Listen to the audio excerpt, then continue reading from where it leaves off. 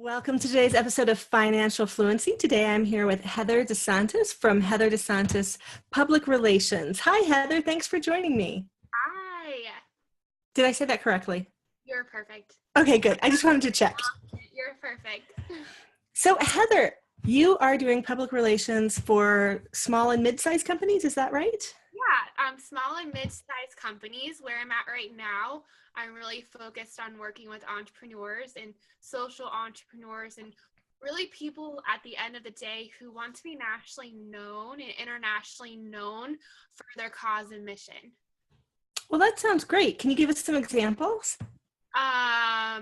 Absolutely. So someone who wrote a book and wants to be a New York Times bestselling author who has gone through a lot of ugly stuff, who really wants to share her story with the world. Someone who has a lot of online visibility and really would love to go on Fox and NBC and have like a monthly TV segment. Just someone who wants to be nationally known, someone who's ready to get paid speaking, someone who's really ready to take it to the next level and kind of take their online brand to the real world, like human touch connection. That sounds fantastic. I want to do some of those things. Yeah. Okay, let's do a case study. Okay, so I have a podcast. I'm working on a book. What can you do for me? So where do you live? I live in Arizona, Flagstaff, Arizona. Okay. So first and foremost, in your first 30 days, I can make you a hometown celebrity, and we would get you on local TV and radio. Really, my passion is TV, because they see you, they, can hear you, and it's just, there's so much that you can do, as you know, with like clips of you and your face and video and audio, but really taking you from doing a local tour in Arizona to then doing a huge media tour in a whole month where you're in your yoga pants and you're calling radio stations all across the country, which is amazing. If you're ever traveling and you want to add some media exposure to really maximize that trip, we can do a media tour for you as well.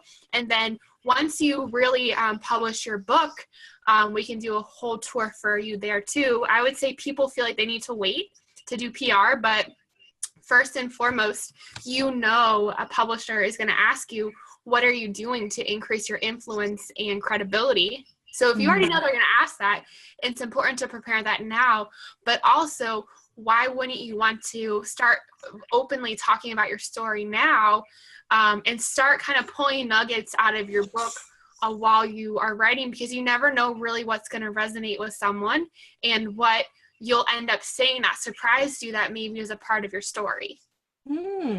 That's interesting.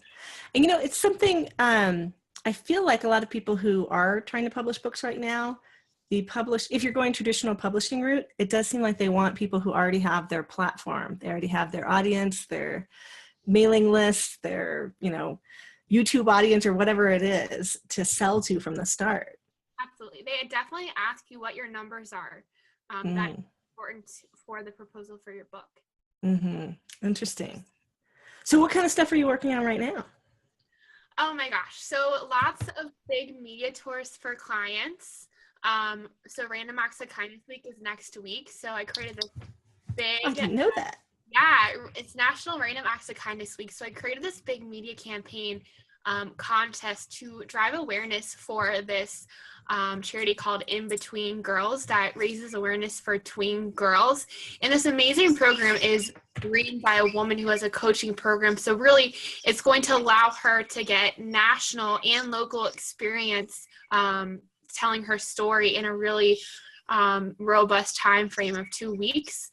I'm going to be going in a couple weeks to 2 of the largest media conferences to personally meet some people in the media so I can greater serve my clients. So I'm always in the midst of doing big meetings for clients, but I'm also building up a Facebook group where literally every day I'm going to be giving free media leads, and if it feels like a good fit, you'll comment on that post and then me and my team will pitch you. So, it's a win-win for you to get visibility. And that's called Publicity with Purpose. It's called Publicity with Purpose because as you go through business, you find people that are a good fit and not fit. And I want to work with people who want to start a movement who are just as passionate about their bottom line and making a lot of money, as well as doing good and helping others. Like those two have to be one and the same. So that's why it's really called Publicity with Purpose. You have a purpose. You're an entrepreneur on purpose. You're not making all this money just because you want to help others or start a charity in your parents' name or give back or kind of use the ugliness of your life to start helping others, really whatever that looks like for you. That sounds fantastic. So the online group is called Publicity with Purpose. Uh-huh. We'll have to get a link to that in case anyone's interested. Is that a Facebook group or is it a website? Yeah, Facebook group? Publicity with Purpose on Facebook. Okay, that sounds great. So how did you get started with Publicity? Yeah, so I worked at an advertising agency for 3 years.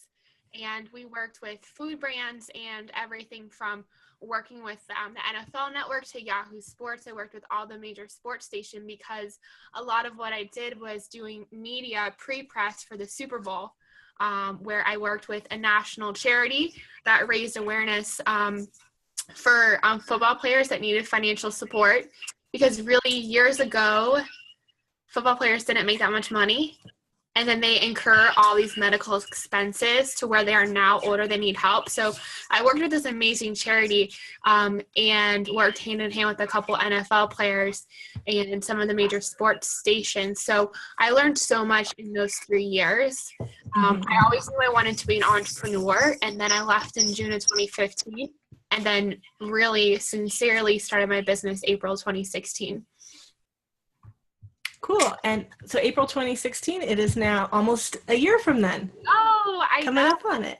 I know. Well, that's exciting. So in your first year in business on your own, apart from the agency, what's happened? How's it been? Oh my gosh, it's been a whirlwind. I can tell you, it's been easy. It's been easy in that the referrals and the clients and serving people and getting more clients to serve and getting like 200 interviews a week for my clients has been easy. That's been easy. What's been hard is just the long hours, the real nitty gritty of being an entrepreneur, 15 hours and learning when people aren't a good fit and learning it's okay if you don't serve everyone if it doesn't feel like a good fit. Those have been the struggles, of course, like self-comparison, trying to do what you think everyone else is doing, like Facebook groups and so forth. Like those aren't my passion. I like human connection and I'm like 1,000,000,000% extrovert. So learning what works for you and running with it and not trying to do what everyone else is doing. And then also, of course, realizing that you have everything in yourself to be successful. Like you don't need to spend any more money on programs because real honestly, like I built my business from like probably 300 my first year to about like 19,000 this month. But I mean, that's great, right? But I mean, I have debt and that I incurred debt. So like I've never really been in the green with my business. Because I invested in so many things that I shouldn't have because everyone else was doing it and everyone endorsed it. And that was the struggle. And then also thinking, oh, it will be okay. I can just charge it when I never looked at my finances. And like now I'm in a really good place and building a foundation. And I feel like if I take care of what I have now, then I'll be able to then really be able to grow my company into this $1 million company that I know it'll be. But you have to nurture what you have now and take care of what you have now so that when you're ready for that next step, it can come in.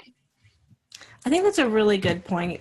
And, you know, traditionally looking at entrepreneurs, especially before the online world, when you actually had to have like premises and products and manufacturing and all that in order to be an entrepreneur, they used to say a lot of companies don't go into the black in the first 3 to 5 years. I feel like the online space with us being able to get things up and out in the public eye so quickly kind of shortens that time. But for a lot of people, there is still a pretty long period of time of not actually reaping any profit from an online business. And there is a lot of pressure to do a lot of these blueprint course, you know, do exactly what this person says to do and you'll be just as successful. And I have done some of them myself. And while I've gotten some good information from some of them, it does seem like actually getting in front of your customer and having them see what you have to offer and pressing the buy button, that's really the most important thing. Is that part of what you focus on with your clients? You know, you get them the publicity, getting them out there in front of people? I mean, it's really, I just focus on like figuring out like what their key message is, who is their ideal consumer and buyer and follower, and finding out the most direct way to serve that person. Mm-hmm. The online world is so saturated. Yeah, it's so saturated. Mm-hmm. So if you could post in a Facebook group of 20,000 people, which feels great, 20,000 people, woohoo. Or if I could take you with me to talk to 100 moms in an hour, you're going to have a greater ROI because, first of all, taking it online to offline, that market isn't oversaturated. They probably really need you, and they probably haven't heard of someone of your caliber who can help them. Mm-hmm. So instead of like posting aimlessly in the dark, I'm able to connect you with people who will really resonate with you and need you. So then from there, all the magic can happen, the connecting, and then my clients can nurture that relationship and make the sale and everything from that nature. Mm-hmm. Well, that makes a lot of sense. It does seem like these days, in order to stand out a bit more, you do need a few as seen on or, some higher profile guest posts or podcast spots, or, you see a bunch of entrepreneurs getting into Forbes or Business Insider, things like that. How do you help people target where to put their attention? So when we first work together, we figure out like, okay, what's your true story? Like being a baby to where you are now, like what is everything that you went through to make you be an entrepreneur? Because sometimes when people do media, it's more about that than like the products you sell. The real story of the person behind it. The story. And we also figure out like, if you were going to be on Good Morning America tomorrow, what do you want to be known for? And like, what are the 3 to 4 things that you love to talk about that if you could be positioned as an expert to talk about would really work in your favor for content, making a sale and growing your audience? Mm-hmm. So identifying really 3 to 4 things that you're always going to talk about, because we know it takes more than one time for people to really understand that you're that expert in that topic. Mm-hmm. Yeah, I have heard people sometimes get worried about, if they keep saying the same things, then their audience will get tired of hearing it. I'm trying to remember who it was. Maybe it was Ramit Sethi or someone who was like, you should be so lucky that anyone ever hears you twice in all the noise of everything. And especially if you need, I've heard it said maybe 7 touch points or something before someone really recognizes you and trusts you enough to take the relationship further. That is a lot of times for people to realize, oh, that's the PR girl, or, oh, that's the financial podcast girl, or, or woman. I shouldn't say girl there, but you know what I mean? Like have the recognition of who you are and what you stand for. It does seem difficult. Though as someone I am a super fan of a few people. So like James Altucher, I love his books, and I just read his brand new book and finished it. And at the beginning, I was like, oh, James, I've heard this story so many times about, you losing all your money on the business and the divorce and all that. And blah. But then I was like, you know what? If someone's never read this story, they need to know that. And I know the story. So I know he has enough new stuff in the book. I don't mind reading it for the 3rd time with his 3rd book that I've read. But yeah, I'm probably the exception. I'm sure he has other super fans who've read that story multiple times too. But anyone else coming to it new would want to know that, because it's a big touchstone of why he does what he does. Absolutely. So you help people get that story. Like for him, it was building this big business, thinking he was a brilliant guy, and then losing all of his money in the .com, period, and going completely broke and getting divorced and blah, blah, blah. So you encapsulate that story for people. And then from there, I help people kind of put it in autopilot, in that they look at their April, May schedule, and they have all these amazing interviews on the schedule for them. And then they show up. That's it. They look at their calendar and they have all these bookings on their calendar. So you get them booked into the places. And then I help and I interview them, and I write the content for it as well. Wow. What kind of price range is your service? So it depends on how big you want to be. I would say like it's always best to start at the lowest package so we can work intimately together. So if you wanted to test the water and get some confidence and start making your followers really fall in love with you and figure out how you want to use your media for you, you need to realize when you do media, it's a part of your bio forever, ever, ever, ever. So it can be on your website you're closing a call and you talk about yourself. You say, yep, I was featured on iHeartMedia and Fox, and I just spoke at this event. I mean, it's a part of you always after the segment airs. So, I mean, the value of that is exponential. But if you wanted to do 30 radio interviews in 3 months, so you would like call in from your hometown, and wherever you are, we would also schedule you a tour where you would go into your hometown market so you get the full experience, meet the hosts, do a Facebook Live and everything. And then if you're willing to travel that excites you to go to a new market and travel, you would get 6 to 8 TV segments and then 30 online inclusions, all done for you. It's just $1,997 a month. And I'm able to guarantee that because I've been doing this for 5 years, and I have all these amazing media contacts that I work with that they have as much of a need as I have a need because they need content and valuable people, that it really is a good partnership. Well, cool. That sounds really interesting. So we're definitely put some links to your page so that people who are interested in this and feel, well, here's the one thing that came up as you were saying that. Yeah. I was like, because even myself, I do, I have my own podcast shows, a couple of them, and I go on other people's. But when you said like television segments and stuff, and I was like, I'm not sure I'm ready for that. How do people know when they're ready for that? I lovingly have to push you towards it. If you feel like you have a purpose and you're an entrepreneur, you're only holding yourself back by not doing TV.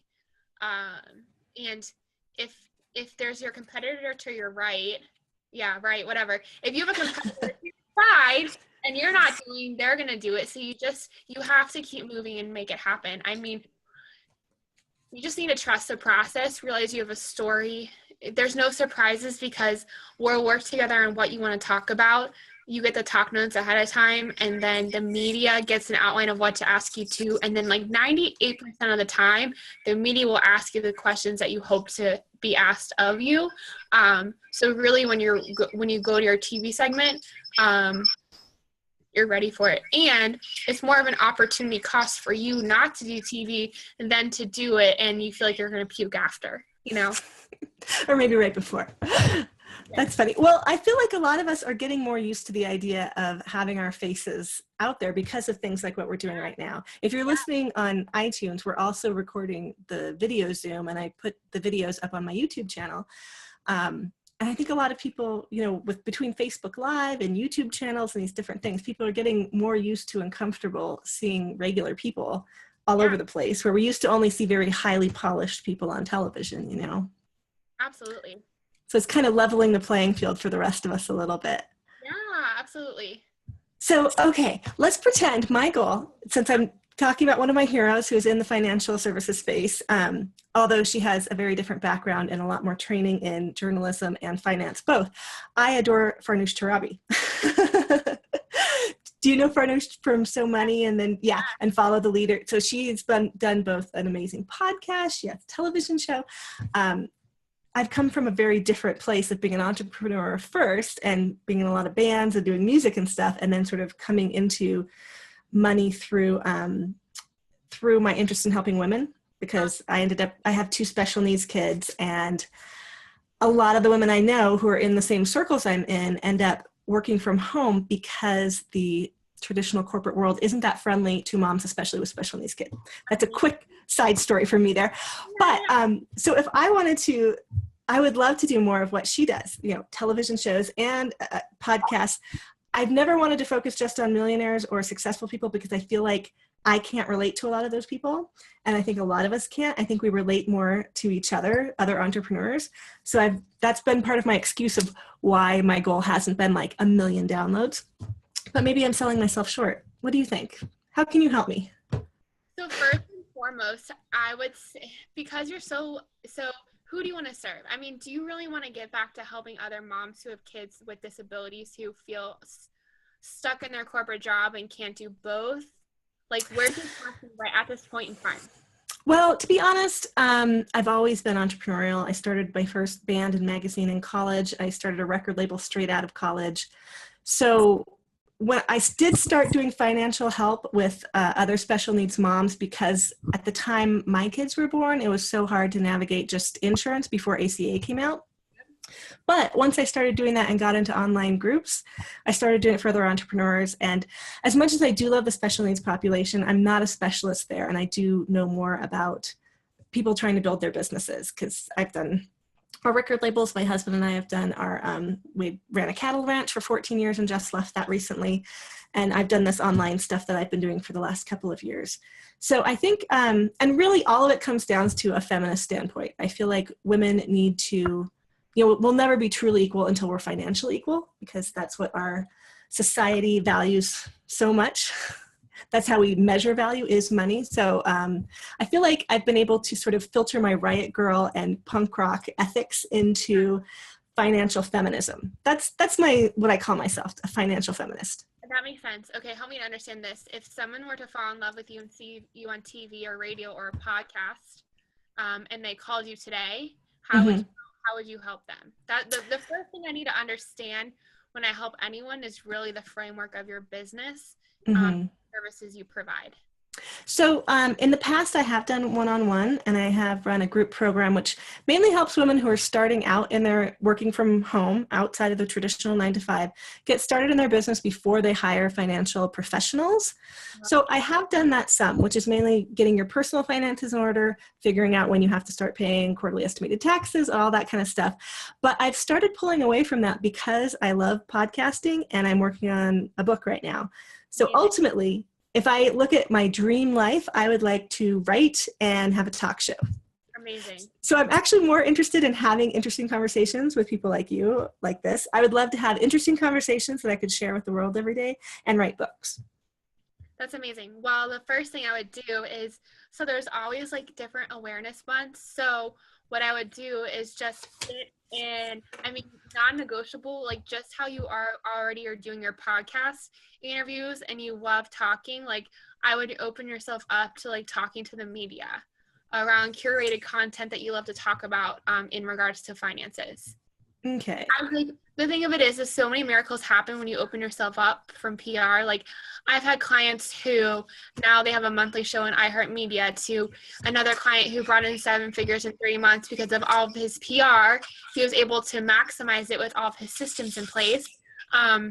To now a client who had very little media. She was on one podcast. I've groomed her for 9 months, and we've done such a robust media tour that now a major agency who works with celebrities reached out to her about making her a big name. I mean, that wouldn't happen to you unless you like did the work beforehand. So you can't necessarily have expectations of what will happen from the media.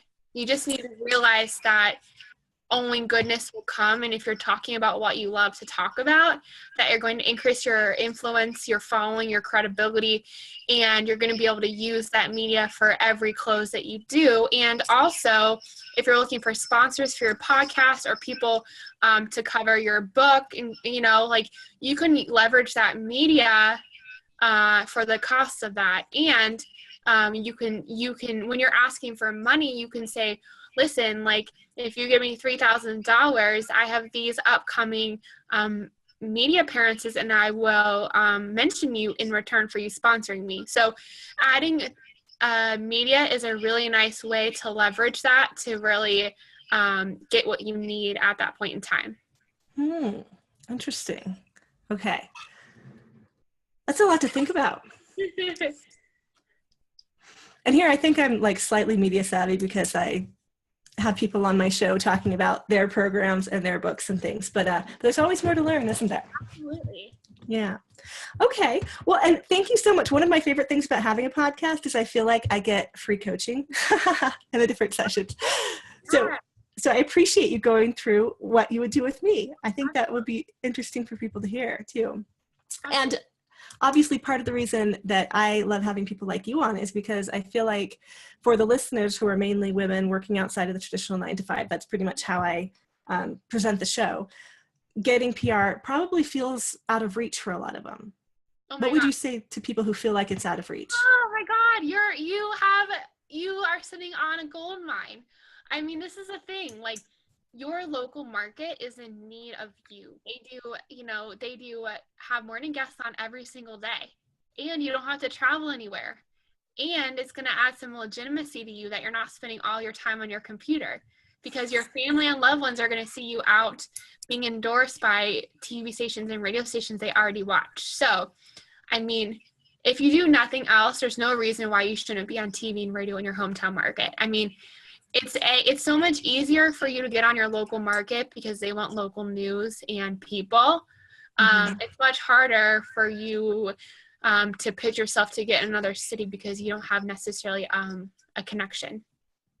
I think that is such a good point too about legitimizing you to family and friends, because I have to admit, when I became a HuffPo blogger, that was like the first tick up in my, because my mom reads HuffPo even. Everyone was like, oh, you're a HuffPo blogger now. And then there've been a couple other things. Like, I do have a column in a local alternative arts and music magazine here in town. I write the artist profiles, and my husband does the music. He's the music editor for it. So we get paid something for writing. So now it's like, oh, it legitimizes all this unpaid writing that I do online all the time. And then just in December, I got a teeny little piece in O Magazine. Yeah. And then all of a sudden, all of my family and friends were like, buying the December issue. It's a tiny little creative piece. It wasn't, business related even. It was like the greatest gift. But I do have to say, my family and friends who I know in real life who don't really know what I do, who are kind of like, you just sit on your computer all day. It totally did make it seem realer and more worthwhile, I think, having those few things I can point to and be like, oh, but did you see that? Yeah, see, I really am doing something. Absolutely. So, for anyone who's interested in getting started in this, do you have sort of stuff on your website to help people, if they don't quite feel ready to commit to one-on-one package? Do you have stuff that helps them get started? So I first would say join my Facebook group, because it's free. Okay. And it's called Publicity with Purpose. And I'll be posting free PR leads every day, where I'll literally say, okay, guys, these are the leads. And if it's a good fit, comment below, and I'll pitch you. I'm learning to say no more, but I'm always a person that will help you out just because. So I would really join that Facebook group, and then also I'll have some resources in there about like the 5 things to follow if you want to get on TV in 30 days and so forth. Fantastic. That sounds great. I'm going to join your Facebook group too, because I think I need to work on this as well myself. So thank you so much for being here. Was there anything else that you wanted to share before we wrap up? No, I would just tell you that you really need to consider adding PR to your business in 2017. Get yourself out there, away from your computer, fill your cup up, talk to people, get on TV and radio. You're an entrepreneur for a reason. You chose this crazy life. So you just need to take that step forward. Anything I can do to help you, I will do. Just really consider joining our free Facebook page, Publicity with Purpose. Okay, fantastic. And thank you so much for being here. Thank you. Bye-bye. Bye.